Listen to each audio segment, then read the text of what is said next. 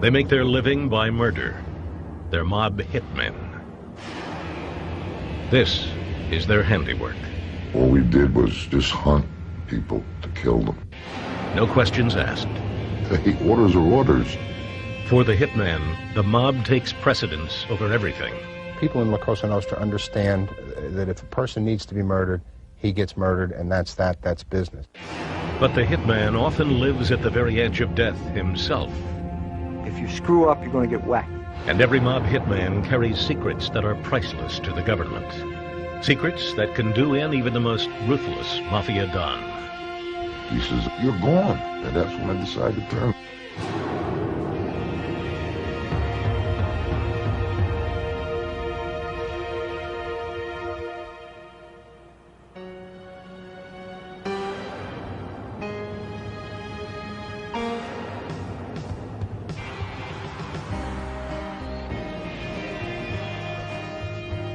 Philadelphia, city of brotherly love and mob warfare. In the 1980s, few people had a closer view of the bloody action than hitman Nicky the Crow Caramandi. The Crow admired the new and ruthless boss of the Philly mob, Nicodemo Scarfo. He was a good boss.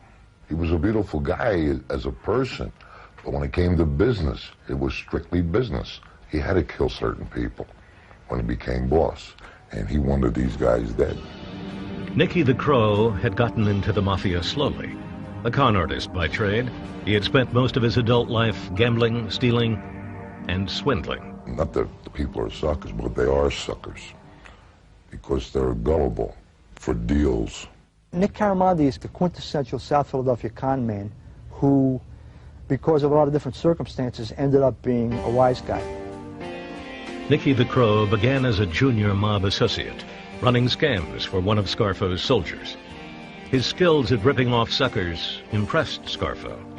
Scarfo wanted not only to unify the Philadelphia Mafia, he wanted to run a smooth criminal enterprise.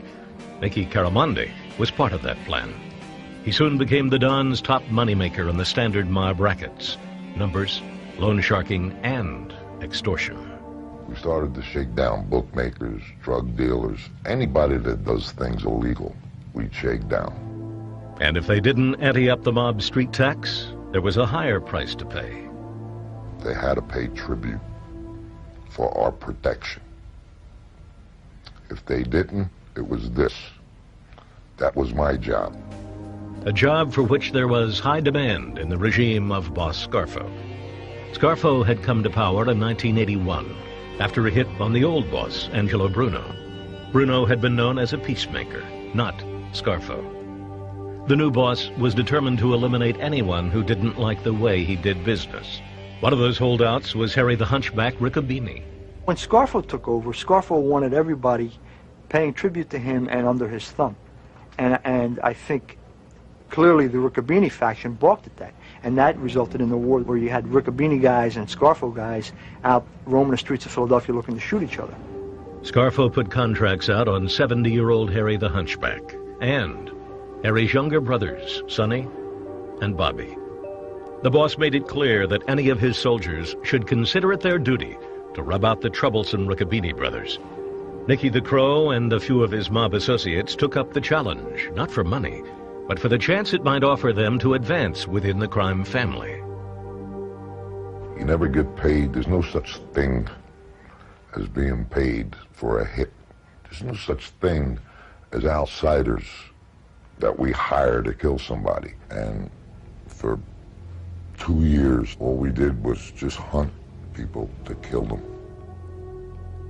Nicky the Crow's immediate superior was Pat the Cat Spirito, a veteran Scarfo soldier.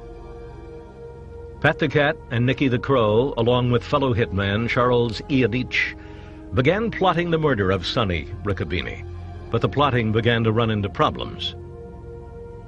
Every time the hit squad was ready to go kill Sonny, Pat the Cat would call it off. Nicky the Crow began to believe that Pat was dragging his feet. He was right. Pat gets drunk and starts talking treason. And he starts saying, hey, Scarfo's no good. These guys are no good. All they want you to do is kill, kill, kill, kill, kill. That's all we have to do is kill, kill, kill. I look at my partner. I say, hey, this guy's talking treason here. I don't want to hear this. Now Nicky the Crow and his partner Charlie began to fear for their own lives. Scarfo was waiting for them to kill Sonny Riccobene, and the job wasn't getting done. They decided to go over Spirito's head and reported his treasonous talk to his boss, Salvatore Merlino. He says, you see, Pat, it's this. Take care of it. It's a good thing you guys come here, because you guys were in a lot of trouble. That means this when he means trouble. Now Nicky the Crow had to turn his gun on his mentor, Pat Spirito. It was kill or be killed. Nicky and his partner Charlie devised a scheme to hit Spirito. They would murder him during one of their planning sessions for the Sonny Riccobene hit. I was going to put a small 25 in my pocket, so Pat couldn't see it, in my back pocket.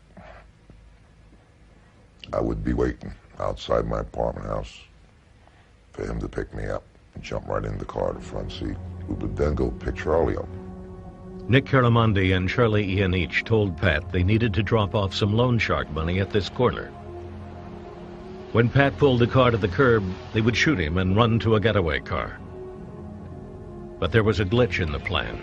As we're going to the rendezvous point, where we're going to do it at, some lady trying to park a car and all kind of cars back up behind us. Charlie gets nervous. I'm nervous. We get to a corner. It's 4 corners. You got cars running north. You got cars running east. Charlie says, pull over here. Pat pulls over. He looks at me. I look at him. Now I'm waiting for Charlie. I got my hand on the door. All of a sudden, bang, and it made a hell of a noise. And Pat goes like this. Right, like his head leans right to me. And Charlie pumps another one. Bang. Pat the Cat was dead. Now the 2 hitmen had to make their escape into crowded traffic, swarming with potential eyewitnesses. I jump out of the car. Charlie gets stuck behind the car. Charlie was a big, muscular guy. And I'm pulling him out. And we start to run to the getaway driver. There was another problem. The getaway driver didn't stop the car on cue. This guy keeps rolling with the car. Stop, you son of a bitch. We're screaming at the guy. I'm screaming at the guy. Charlie's in shock. Charlie jumps in the back. I jump in the front. Go, go, go. The final step of the hit was still to come. Nicky the Crow and his partner Charlie had to find alibis and get rid of the evidence. After you do something like that, you got to go to a house to get cleaned up, change your clothes because of the gunpowder. It gets under your fingernails, it gets on your clothes. This is proof that the cops could use. You got to take a shower and you got to use vinegar, white vinegar, when you take the bath so all the stuff comes out of you. This all takes 15, 20 minutes. He goes and meets somebody. I go to this bar, and all of a sudden it comes on the 11 o'clock news. Mobster murdered. Oh, my best friend, and I start to cry. You know, oh, who killed him? Why would they kill him? You know, I'm putting an act on, and everybody knows it. It was Nicky the Crow's first hit, a murder that verified his loyalty and bolstered his standing in the Philadelphia mob. And there were more assignments to come. Without enforcers like Nicky the Crow Caramondi, the mob could not function. Mafia bosses must be able to follow through on their threats and teach a lesson no one will forget. Even the more peaceful dons must on occasion resort to murder. Otherwise, the daily business of the mob breaks down. Hollywood and popular culture have created an image of the mob hitman, a highly trained assassin who waits for contracts and then goes to work. The reality is that most rank-and-file mobsters can be called on to stalk and kill the enemy. Ruthlessness is an important qualification, but equally important is plain old convenience. The job of executioner often falls to whoever can get closest to the man marked for death.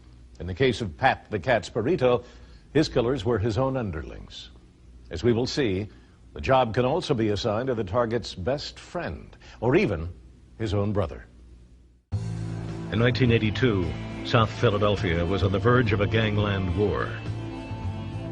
And the hitmen were out in force. Hitman Nicky the Crow Caramandi was doing battle for his boss, Philly's new godfather, Nicky Scarfo. We had a hit list. There might have been 15 people on our hit list. The captain would tell us, you guys go after this guy or this guy. See if you could find either this guy or this guy. Either one, kill him. Now it was time to follow through on their threats and wipe out the faction led by Harry Riccobini once and for all. When Scarfo took over, he didn't care what happened, where it happened, or who it happened to. Scarfo viewed Harry as a threat to his leadership, and started off by asking Harry's brother to set him up for the murder. Scarfo sent his number 2 man, Consigliere Frank Monti, to talk to Sonny Riccobini. Everyone in Philadelphia knew that Harry the Hunchback and his brother Sonny had problems getting along. And Sonny was in an ideal position to eliminate the Hunchback. But Sonny turned out to be a bad bet. Not only did he refuse, he told his brother Harry about the plan to double-cross him. I was surprised that they would even try that. And, well, I got together with my friends and planned what to do. So Harry killed the messenger. He killed the consigliere. Scarfo's number 2, Frank Monti, was gunned down by a young Riccobini associate. It was the first fatality in the war. Scarfo was furious. He wanted Harry the Hunchback dead. The word went out. Any and all Scarfo soldiers had standing orders to wipe out the Riccobini gang if they could. Once the order is out that this guy's got to go, it could take a day, it could take a month, it could take a year, but he's going to get killed. Finally, in June, they got a shot at him. I was in the phone booth making a phone call, and I saw from a distance a rather shabby-looking guy walking along towards the phone. The shabby-looking guy was a Scarfo associate, 24-year-old Salvatore Wayne Grande. I knew it was something wrong. You could sense it. He came right to the phone booth. His arms start coming up with a pistol in his hand. Well, I saw that, and I jumped on him. I grabbed one hand with him with one hand. I grabbed him, one hand I grabbed the arm with the pistol. And he shot me, and he hit me in here. The first shot. The bullet didn't slow Harry down. Instead, the older man grabbed for the hitman's gun. By that time, we were tussling. Not that I'm a strong man or a big man, but I did all right. I set him back a few steps, and he shot again and missed. I grabbed him again. I took the gun off him. Well, lucky for him, it was empty. But not knowing it, I went to, hey, you son of a bitch. At that point, Grande ran. Harry was hospitalized for his wounds, but survived. 2 months later, the Scarfo hitmen struck again. I was parked in the car waiting for a party, and I heard footsteps. So I looked around, I see another guy. He's got a mask on. I said, maybe this is it. And as he brought the gun up, I ducked under the dashboard. He shot the windows, but nothing happened. He just shattered the windows, and he ran. It was really kind of a game of, it was, you know, when you're a kid and you're playing cops and robbers. I mean, these guys were out there looking for each other, trying to set each other up, and out to kill each other. They stopped stalking, because then they knew that I was ready for them. In fact, I used to go out alone, hoping they would show up, but they never did. Scarfo's hit team went looking for another target. Nicky the Crow Caramandi set out to kill Riccobini associate Frank Martinez. The Crow stalked Martinez and monitored his every move. We watched him the morning before, go to work. We've seen what time he gets up. The light goes on upstairs, then the light goes off upstairs and it comes on downstairs. Once they had their target's routine down cold, they made their move. 3 hitmen moved into action: Charlie Ianich, Gino Milano, and Nicky the Crow. There comes Martinez out of the house, gets in the truck. Charlie runs in front of the truck, fires 4 times directly into the truck. He hit him in the shoulder, in the chest, and Gino comes running up and he pumps the whole 5 bullets from his 38 into the truck. They run to the car, and we go. Miraculously, Martinez survived. Scarfo was losing his battle against the Riccobini crime family. Cops and reporters were starting to refer to Scarfo's men as the gang that couldn't shoot straight. Scarfo's famous temper was rising out of control. He wanted these guys dead. So he handpicked the target that would hurt Harry the Hunchback the most, his brother, Bobby Riccobini. This time, there was no margin for error. It was like 4 teams that went out. It was like 3 or 4 guys in each team. One team was headed by Scarfo soldier Faffy Einarella. He hunted down Bobby Riccobini on the street. And what Faffy does, he gets the shotgun, he walks up the street, and he's laying, he's ducking. You know, here comes Bobby and his mother. Faffy starts running toward them. The mother starts screaming. She grabbed the gun and, she tussled with him. He butts her with the gun. Bobby starts running. He's pretty chubby, chunky, and he's jumping over the fence. And Faffy shot him with the shotgun. Bobby Riccobini died on the sidewalk in front of his mother. I never dreamt of that. They killed one of my another brother of mine. They said that's enough. After Robert got killed, Robert Riccobini got killed, they said that's enough. Harry the Hunchback surrendered his territory to Nicky Scarfo. The war was over, for now. Typically, only 1 or 2 hitmen are contracted to kill. But Nicodemo Scarfo choreographed a massive attack of hit squads on the Riccobinis. His regular use of his loyal troops earned him a reputation as the most dangerous mafia don in the country. But the next hit on his list was a real challenge. Scarfo's hitmen had to figure out how to murder a widely respected and extremely cautious mob captain. In 1984, mob hitman Nicky the Crow Caramandi was living the high life in the underworld. We'd go to a restaurant and they would prepare certain foods for us, and everything was special. I mean, we used to spend $4,000 or $5,000 for dinner. Okay, we used to have big dinners, champagne.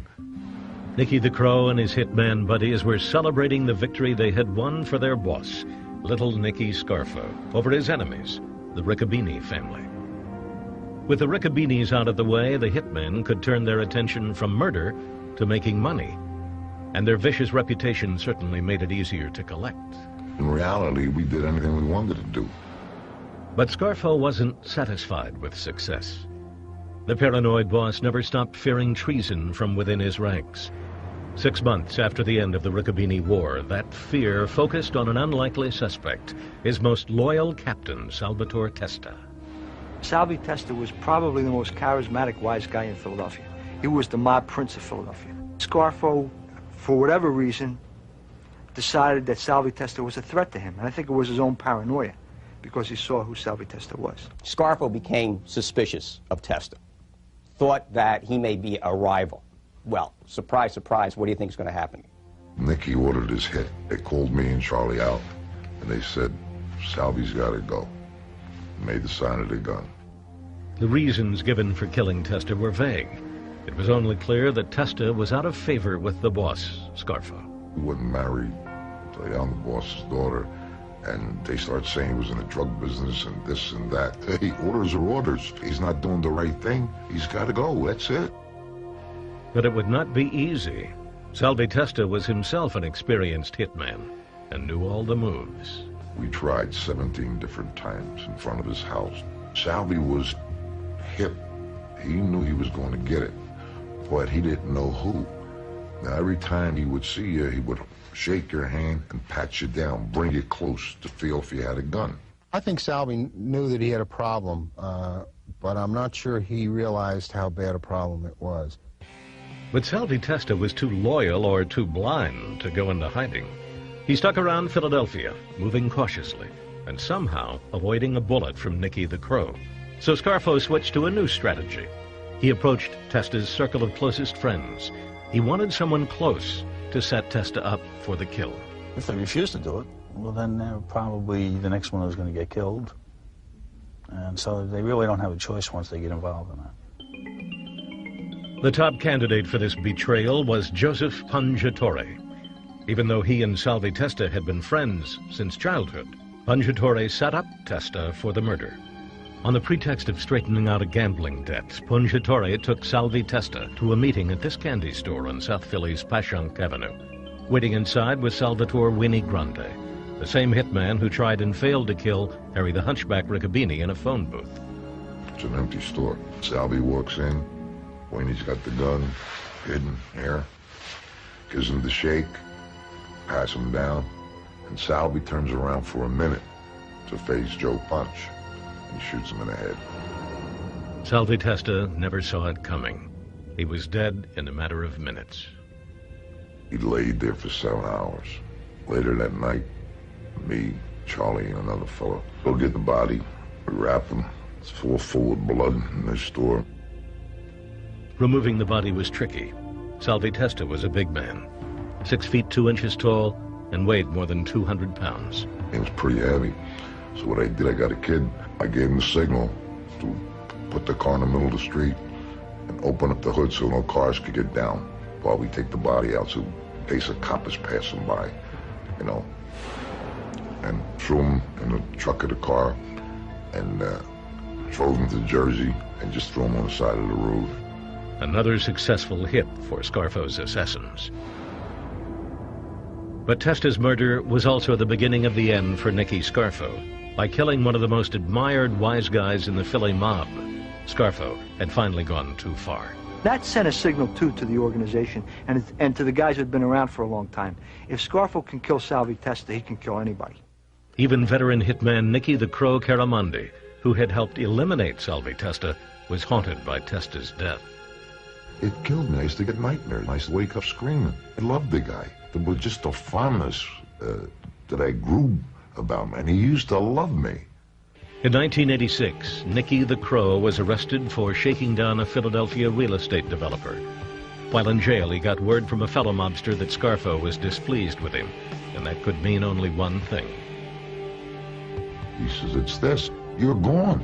I said, "But why?" "That's all I could tell you," he said. And that's when I decided to turn. It took me like 3 days to think about it. I knew once Scarfo put something in his head that you were gone. There's nothing you could do about it. Nicky the Crow called the FBI and turned from hitman to rat. It was symptomatic of the distrust that was inherent in the Scarfo family. They didn't necessarily feel part of a unified family. It was, you know, everyone for himself, basically. Years as a loyal hitman had made Nicky the Crow a priceless witness. He spilled the beans to the FBI, and in 1987, Nicky Scarfo was arrested and charged with extortion and murder. Nicky the Crow Caramandi took the stand and told a jury everything he knew about Scarfo's murderous regime. His testimony came across as truthful, and I thought it came across as compelling. We were able to successfully convince the jury that the mob that was in the courtroom and the mobsters committed all these particular crimes. Nicky the Crow Caramandi joined the Witness Protection Program. Nicky Scarfo was found guilty and sentenced to life in prison. Murder is part of mafia life. It's a price gangsters pay to live in a world of high profits and little work. And as with many parts of mob life, there are rules for hitmen as well. Each killing must be properly authorized by the boss. Signing such death warrants turned out to be a task for which Scarfo's successor would show real talent. Look closely. You are witnessing a mob hit in progress. 3 hitmen are entering this Philadelphia diner armed with handguns.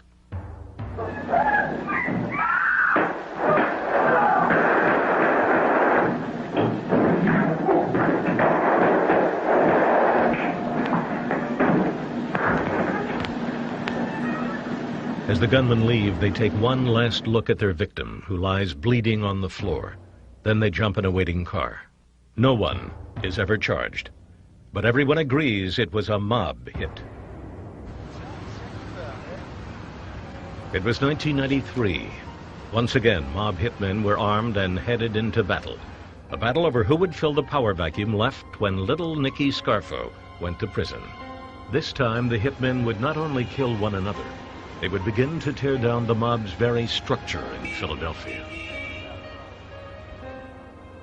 On one side, the forces of mob kingpin John Stanfa, who had the blessing of the New York mob. Lined up against Stanfa, Skinny Joey Merlino, Stanfa's one-time soldier and now his rival. Police believe it was Skinny Joey Merlino who ordered the hit at the diner. The target was Stanfa's second-in-command, Joe Cingolini. Although Cingolini survived, he was crippled. Stanfa demanded revenge. He ordered the murder both of Merlino and of Merlino's number 2 man, who just happened to be Joe Cingolini's brother, Mike. The two brothers in opposing mob factions were sworn enemies. Stanfa personally outlined the plan for killing the 2 men. Openly orchestrating a hit is a peculiar move for a mafia don. Usually the boss lets an underling give the actual order, just in case the FBI might be listening in. But Stanfa did it himself. Bad move. The FBI was listening as Stanfa and a soldier, switching back and forth between English and Italian, planned Merlino's murder.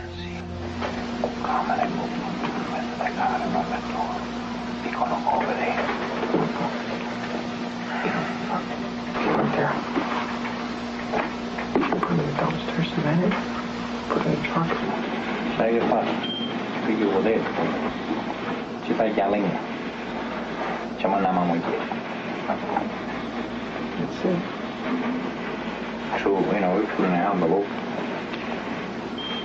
Mettiamo stamps. The FBI must warn any potential victim of a murder if it knows of a plot against his life. And agents did alert Skinny Joey Merlino. Merlino ignored the warning. Meanwhile, to carry out the contract against Skinny Joey Merlino, Stanfa chose a young mafia wannabe named John Vesey.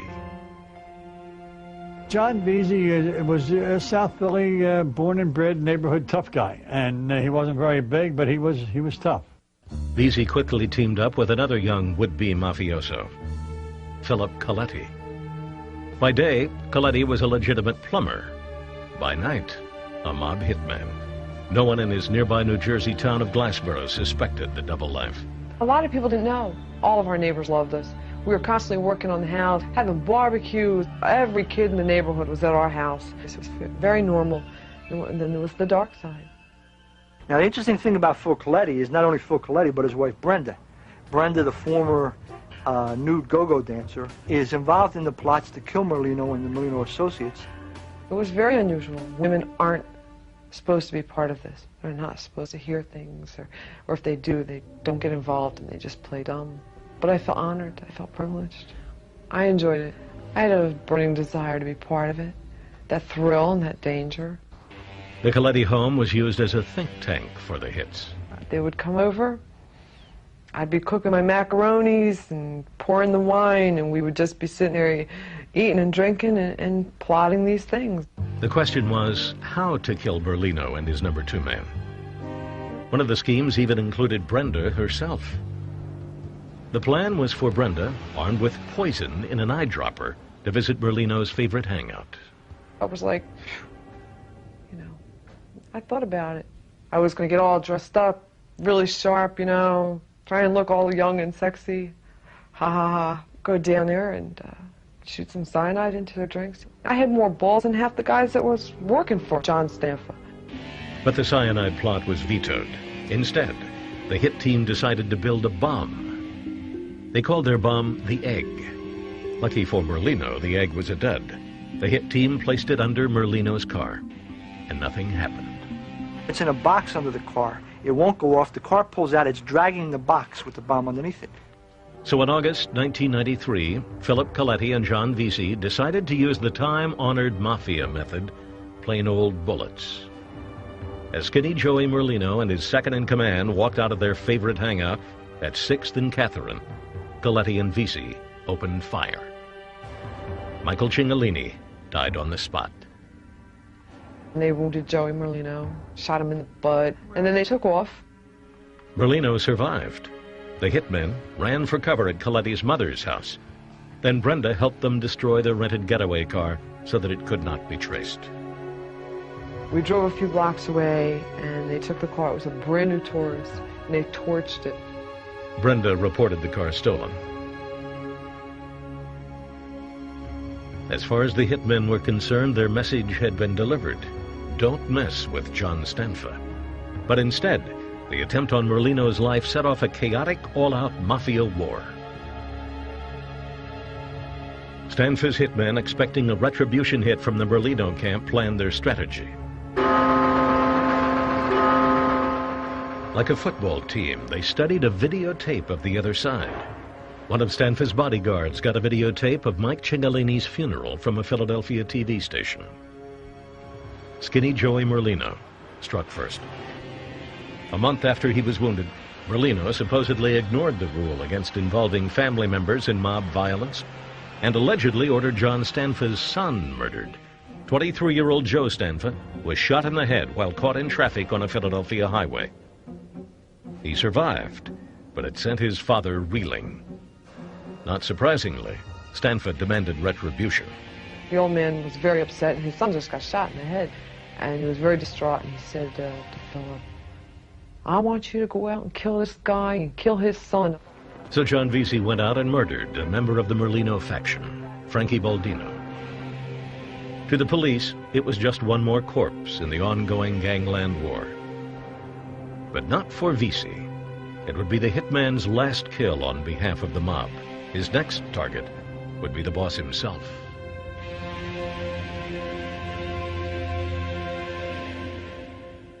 Mob hitmen can be dangerous in more ways than one. They are the keepers of valuable mafia secrets, the kind of secrets prosecutors will pay for, when and how a murder was carried out, and who gave the order to do it. But in switching allegiance, of course, the hunter then himself becomes the hunted. For a mob hitman, John Vesey was sitting pretty in 1993. He had killed two mafia rivals for his boss, tough Sicilian-born John Stanfa. He was a killer on his way to the top. And then something unusual happened to John Vesey. He had a change of heart.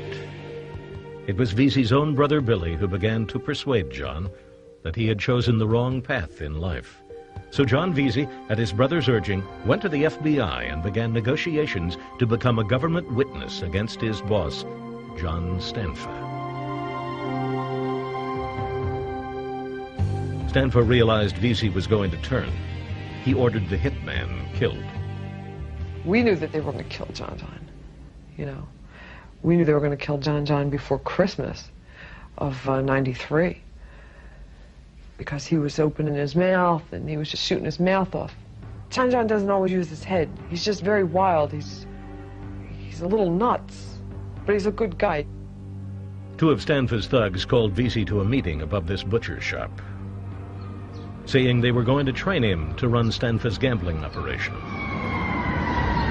While one guy's going over some paperwork and Vesey's sitting there, the other guy goes to the bathroom, just like in The Godfather, gets the gun that was hidden in the bathroom, comes out, and walks up behind Vesey and says, "Bye-bye, John."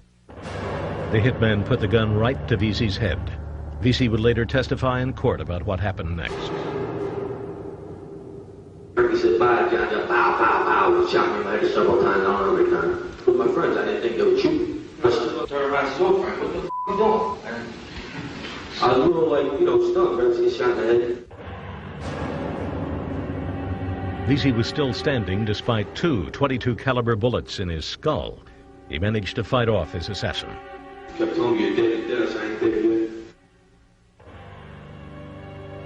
Vesey escaped from the death trap and ran straight to the FBI. Now it was time for his partners, Philip and Brenda Coletti, to get nervous. We knew if they were going to take out John, they were going to take out us. Philip is very streetwise. He knew what was going on better than I did. And especially after they tried to kill John, he knew it. I mean, Philip knew too much. If he flipped, there was just too much information stored in his brain that could hurt a lot of people. He always, you know, told them that he would be faithful and remain faithful to them and whatnot. But that doesn't mean anything. If they want to take you out, they'll do it, you know. Savisi's partners joined their fellow hitman in breaking Omerta, the Mafia code of silence. John Visi and Philip and Brenda Coletti all became witnesses for the government. If you're faced with a choice of either cooperating with the government or being dead, that's not that hard of a decision. You have to leave everything behind, and you cut your ties, and you lose so much, you sacrifice so much. But, you know, it's something that we wanted to do. We were wrong, now we have to pay for our mistakes. In the fall of 1995, Philadelphia's godfather John Stanfa went on trial for murder. But before the Colettis and John Visi even testified, Stanfa got revenge the only way he knew how. Hitmen went after Visi's brother Billy, who had convinced him to turn away from crime. He comes out of his house, he gets into his vehicle, and he drives down to the end of the street. And at that time, he's approached, numerous shots are fired, and his car actually travels across Oregon Avenue and runs into a house and stops. So it's early morning at South Philadelphia, and you know, they just come out and they opened up on him. The brother of John Visi was killed on a street corner in South Philadelphia on the day Visi was to take the stand. Everyone perceived that as a warning to Visi. I mean, Visi went ahead and testified anyway, but what it said was, you know, you want to hurt us, everybody's at risk. What was that you were trying to do? Trying to kill George Molina.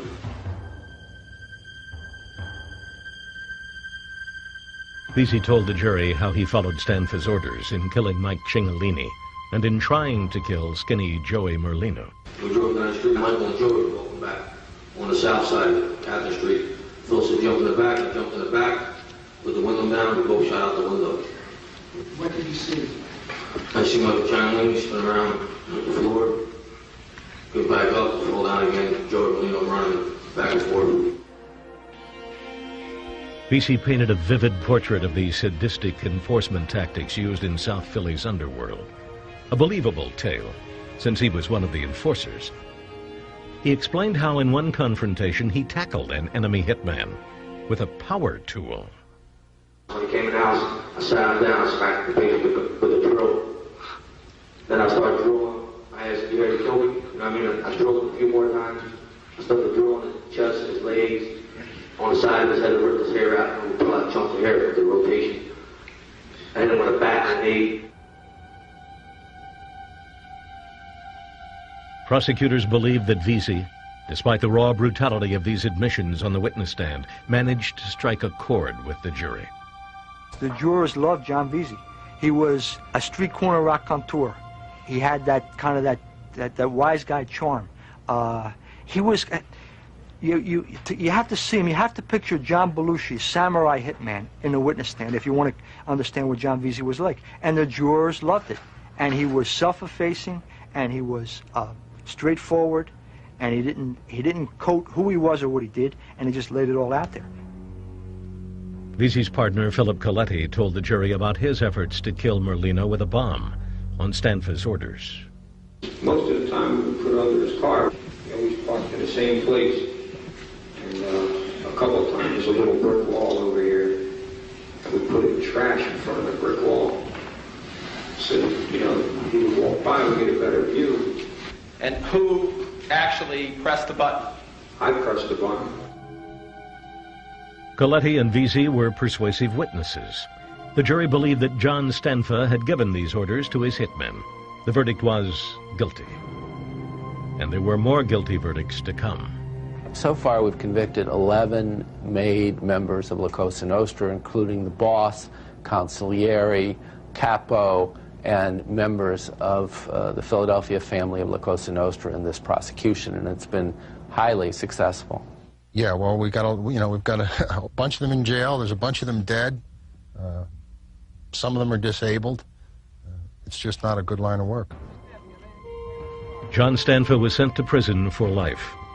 He was blamed for 2 murders after his hitmen turned on him. Nicky Scarfo also a sentence of life without parole. 15 mobsters died during Scarfo's tenure as head of the Philadelphia Mafia.